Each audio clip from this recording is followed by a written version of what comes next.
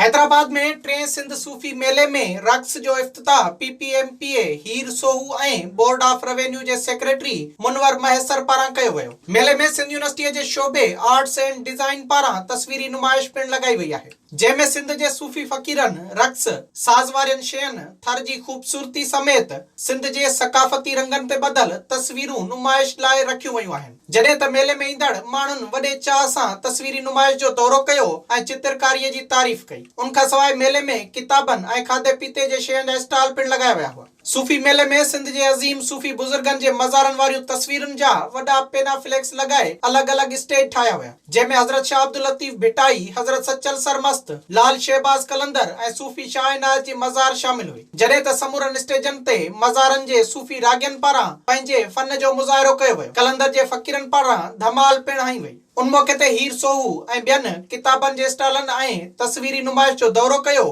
ऐं आर्ट्स खे ख़ूब दाद ॾिनो। विज़िट कयो अवामी आवाज़ मीडिया ग्रुप जी वेबसाइट awamiawaz.pk